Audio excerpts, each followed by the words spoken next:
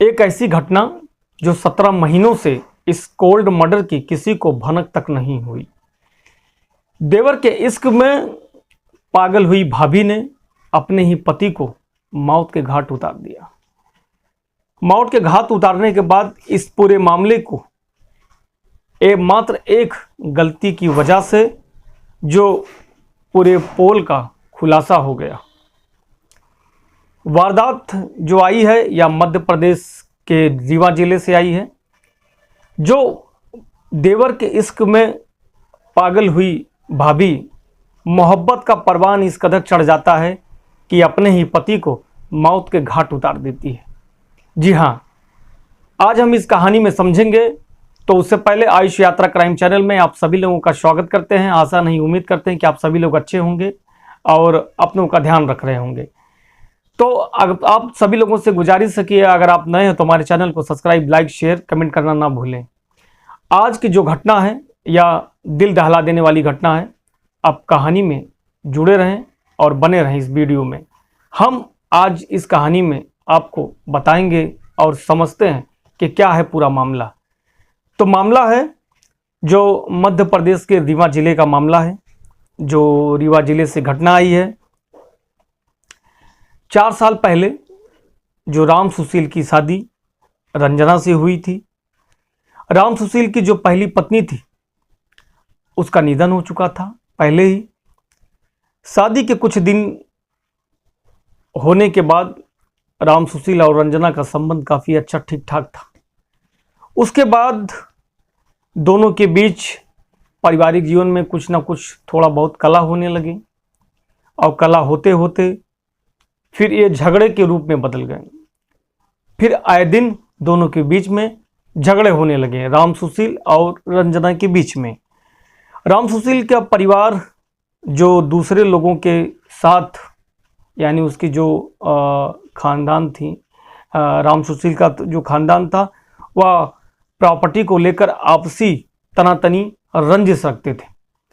जो उनका परिवार था या राम सुशील के प्रॉपर्टी पर उसकी नज़र थी कि इसको किस तरीके से हथिया लिया जाए या अपने में कर लिया जाए, मिला लिया जाए, ये सारी तनातनी चल रही थी। पति के रोज झगड़े से रंजना तंग आ चुकी थी। करीब 2 साल पहले रंजना की नज़दीकियां अपने ही चाचा ससुर के लड़के से, गुलाब पाल से बढ़ चुकी थी। जब रंजना अपने पति से जब आए दिन झगड़े से, कला से जब वो परेशान हो जाती है तो धीरे धीरे वह अपने चाचा ससुर के लड़के से वह उसकी नज़दीकियां धीरे धीरे बढ़ जाती हैं, जिसका नाम था गुलाब पाल। बढ़ जाती हैं और धीरे धीरे देवर और भाभी का इश्क इस कदर परवान चढ़ने लगता है कि इश्क और मुस्क जो छिपाए नहीं छिपते हैं। भले ही देवर और भाभी का इश्क कब तक छिपता, लेकिन राम सुशील को आखिरकार इस कहानी के बारे में, इन प्यार के बारे में, उसको गुलाब पाल के अफेयर के बारे में राम सुशील को भनक लग जाती है और वह इस पूरे मामले को वो जान जाता है। या खुलासा होने के बाद दोनों को रोजाना होने वाले झगड़े और ये आपसी रिश्ते को, ये राम सुशील और रंजना का रिश्ते जो होता है ये बदल जाता है। रंजना के साथ मारपीट गुलाब को नागवार लगती थी।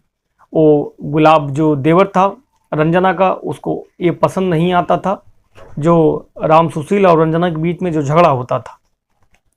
एक दिन गुलाब ने रंजना से कहा कि जब, यानी अपने भाई को, कि राम सुशील जिंदा है तब तक हम एक साथ नहीं हो सकते हैं और ये हमारे मोहब्बत के बीच में या व्यक्ति या रोड़ा बना रहेगा और तब तक दोनों एक नहीं हो सकेंगे, यानी हम दोनों एक नहीं हो सकेंगे।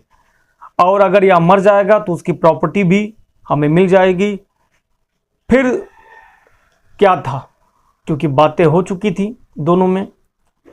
देवर और भाभी ने मिलकर राम सुशील को रास्ते से हटाने के लिए अपने प्लान को बना लेते हैं, षड्यंत्र को बना लेते हैं। फिर मई 2021 को शाम को राम सुशील घर पर आया उसे उसे नहीं पता था कि इस रात उसकी ज़िंदगी की आज आखिरी रात होने वाली है। रंजना और गुलाब ने पूरी प्लानिंग के साथ, पूरी योजना के साथ चाचा रामपति पाल और सहित चाचा रामपति पाल सहित दो बेटे गुड्डू पाल और सूरज पाल को भी वह मिला लिया था, अपने साथ शामिल कर लिया था। रंजना ने पहले ही समोसे मंगा कर रख लिया था अपने पति राम सुशील को खिलाने के लिए। जब सुशील घर पर आ जाता है तो सुशील को जो समोसे की जो चटनी होती है उसमें वह जहर मिला देती है, जिसे चूहे को मारा जाता है उस पॉइजन को वह मिला देती है। और राम सुशील को समोसा खाने के कुछ ही समय के बाद उसकी मौके पर ही मौत हो जाती है। मौत हो जाने के बाद रंजना को लगा कि हो सकता है पति का तो काम तमाम हो गया होगा, शायद अब तक। वह तुरंत गुलाब को फ़ोन करती है और उसे बुलाती है। गुलाब आता है, गुलाब यानी उसका रंजना का आशिक जो उसका देवर था, गुलाब आता है। मौत की खबर तो मिलती है उसको, लेकिन खबर मिलने के बाद गुलाब अपने भाई को, अंजनी को साथ में लेकर आता है। और अंजनी को साथ में लाने के बाद राम सुशील को जिंदा बचने की कोई गुंजाइश ना रहे, वह साथ में धारदार हथियार भी लेके आता है। उसको लगता है कि अगर हो सकता है कि अगर सांसें चल रही हो तो भी इसका काम तमाम कर दिया जाएगा। धारदार हथियार लाने के बाद के पर पहुंचने के बाद राम सुशील को उसका सर काटकर अलग कर देता है और अलग करने के बाद उसको एक बोरे में भर देता है।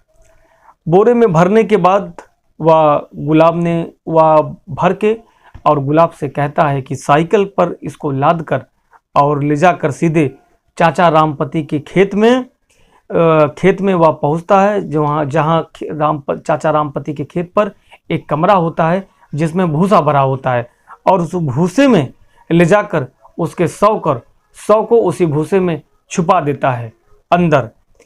अब छुपाने के बाद धीरे धीरे भूसा खत्म होता है और धीरे धीरे गुलाब की जो परेशानियां थी वो बढ़ती जा रही थी, समस्या बढ़ती जा रही थी कि भूसा तो खत्म होने लगा था, उधर राम सुशील के हत्यारे का उसको टेंशन बढ़ते जा रहा था कि उसको ठिकाने तो लंबे समय के लिए लगाया था, लेकिन पूरी तरह से उसकी बॉडी जो थी खराब नहीं हुई थी।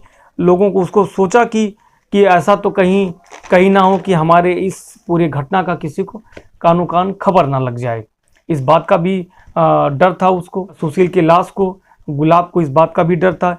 ये लाश किसी की तब तक लाश को निकाला गया और दिवाली के दिन एक नाले में उसको उठाकर फेंक दिया गया, क्योंकि भूसा भी खत्म हो रहा था।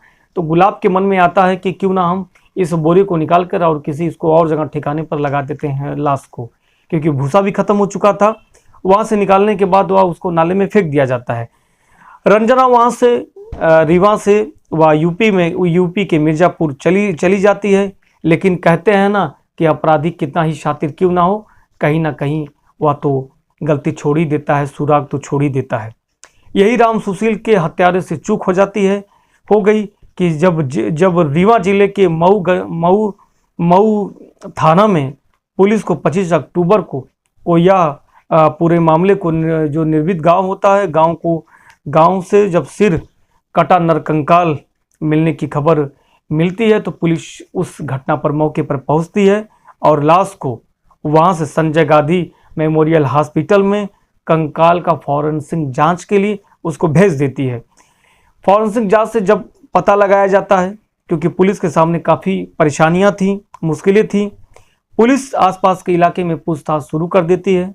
शुरू करने के बाद जो उसका नरकंकाल होता है, फॉरेंसिक टीम के द्वारा, एक्सपर्ट के द्वारा यह बताया जाता है कि यह 35 वर्ष के आसपास के किसी आदमी की यह कंकाल है और यह मामला हत्या का है। कंकाल के साथ माला, कड़ा, धागा का कलर किया हुआ बाल, बनियान, पैंट, शर्ट। पुलिस को सोशल मीडिया के जरिए से पता लगाया गया कि कंकाल की शिनाख्त शिनाख्त उमरी श्रीपट निवासी द्वारा राम सुशील पाल को के रूप में की जाती है। यह पूछताछ करने के लिए सीधे राम सुशील के गांव पहुंच जाती है पुलिस की टीम। जब उसके गांव और जाने के बाद जब पूछताछ के लिए जब पूछती है टीम, तो वहां पता चलता है कि तकरीबन 1.5 साल हो गए हैं, अब तक राम सुशील गायब है और उसका कोई भी अता पता नहीं है। यह पूरा गांव वालों के द्वारा बताया जाता है। ऐसा कहा जाता है कि उसका कुछ भी पता नहीं चल रहा है। जब पत्नी रंजना का भी नहीं पता चलता है तो पुलिस को ऐसा लगता है कि मामला शक के दायरे में आ जाता है कि, और गांव वाले ये भी बताते हैं कि अक्सर करके रंजना में और सुशील में झगड़ा होती थी। पुलिस को शक हुआ कि सीधे पुलिस रंजना की ओर घूम गई और पूछताछ करने के लिए मामला को और ज़्यादा जानकारी के लिए जुटाने के लिए पुलिस एक टीम मिर्ज़ापुर जा पहुंचती है और पहुंचने के बाद रंजना के घर पर जाती है और रंजना को वहां से उठा लाती है। उठा लाने के बाद जब रंजना से जब पूछताछ होती है तो रंजना उनको गुमराह करना चाहती है, लेकिन पुलिस के द्वारा सख्ती से पेश आने पर रंजना उस सारी चीज़ों के मामले को बारी बारी से बताती है। चौंकाने वाली बात यह भी थी कि रंजना जब बताती है कि देवर गुलाब पाल के साथ उसका अफेयर भी था और वह प्रॉपर्टी को हथियाने के लिए इरादे से उसे पति की हत्या की थी। हत्या के साथ ही साथ रंजना ने इस प्लानिंग में शामिल हर एक शख्स का नाम पुलिस को बता दिया।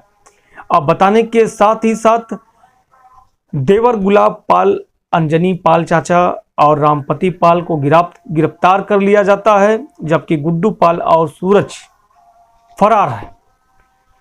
अफेयर और प्रॉपर्टी की लालच में किसी को इतनी बेरहमी से हत्या कर देने वाले इंसान तो नहीं हो सकते हैं, क्योंकि रिश्ते, संबंध और सबसे बढ़कर इंसानियत को तार तार कर देने वाली यह वारदात हैवान की अंजाम को ही दे सकती है। इस अंजाम को, इस घटना को कोई इंसान कभी भी नहीं दे सकता है। कभी भी ऐसी कोई लालच में ना आए कि जिसकी वजह से आपसी रिश्ते को तार तार कर दिया जाए। ऐसा कभी भी कोई कार्य ना करें। इस कहानी के माध्यम से आप सभी लोगों को, मेरा मकसद किसी को ठेस पहुंचाना नहीं, किसी को दुखी करना नहीं, आपको सचेत और जागरूक करना है। देखते रहिए आयुष यात्रा क्राइम चैनल में। आप सभी लोगों का स्वागत एक बार फिर से करते हैं। अब तक हमारे चैनल को लाइक सब्सक्राइब नहीं किए हैं तो कर लीजिए। फिर मिलते हैं ऐसे ही सच्ची घटना के साथ। तब तक के लिए जय हिंद, जय भारत।